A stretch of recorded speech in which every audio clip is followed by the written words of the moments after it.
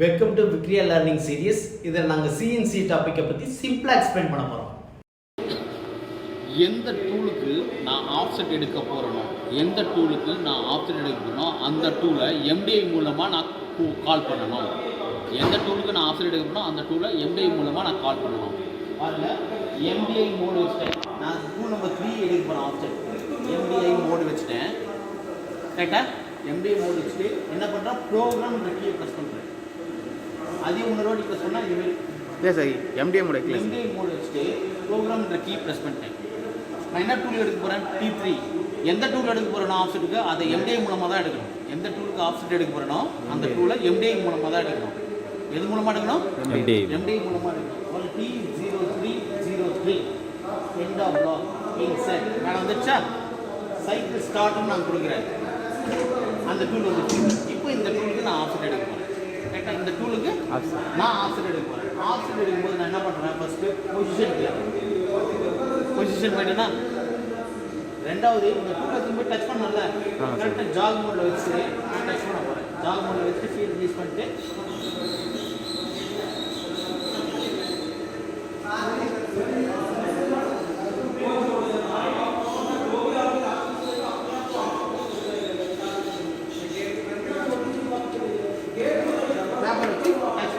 Okay sir.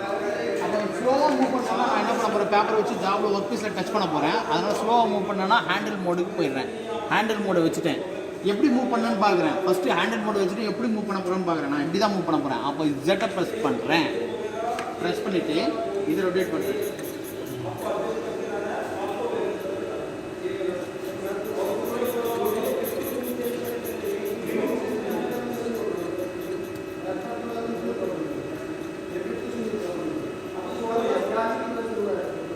Touch ஆகிடுச்சு, paper cut ஆகிடுச்சு. Touch ஆனோடனே நான் என்ன பண்ணுறேன், ஆஃப்செட் டூலில் மூவ் பண்ணவே கூடாது. டச் ஆகி தான் இருக்கணும். டச் ஆகி தான் ஆஃப்செட் எடுக்கணும்.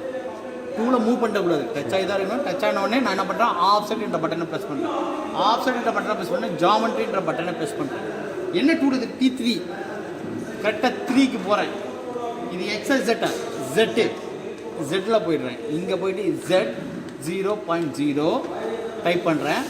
மெஷர்னு ப்ரெஸ் பண்ணுறேன். இப்போ என்ன வேல்யூ வருது, 176.92 வருது. இந்த வேல்யூ கரெக்டானு நான் செக் பண்ணுறதுக்கு எங்கே போகிறேன், பொசிஷனில் போய் பார்க்குறேன்.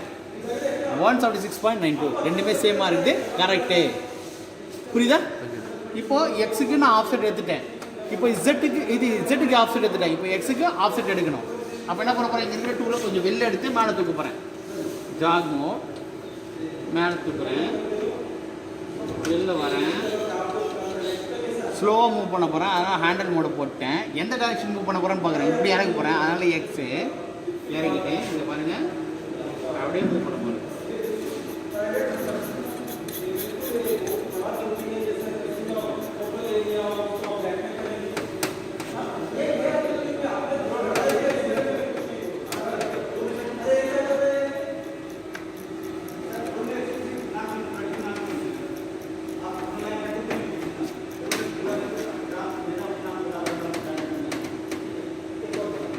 டச் ஆகிடுச்சு. இதே T3 தான், 3ல் தான் இருக்குது. எக்ஸில் வச்சுட்டு இதோட டயமீட்டர் எனக்கு தெரியும் 63. இதே 100 டயமீட்டர் இருந்தால் X 100 கொடுப்பேன். இது X 63. அதனால் X 63 நான் கொடுத்துட்டு மெஷர் கொடுப்பேன். அவ்வளோதான் ஆஃப்செட். இப்போ இந்த டூலுக்கு நம்ம ஆஃப்செட் எடுத்தாச்சு. எடுத்த பிறகு என்ன பண்ணோம், ஜாக் மோடு போட்டு டூலை மேலே தூக்கி இதில் தூக்கி ரெஃபரன்ஸ் பண்ணால் பேக்கில் போயிடும். This is tool offset. புரிஞ்சுதா? எடுத்துட்டீங்கன்னா உங்களை விட்டு நான் எக்ஸ்பிளைன் பண்ணுவேன். Okay sir. ஓகேவா? புரிஞ்சிச்சா? புரிஞ்சு.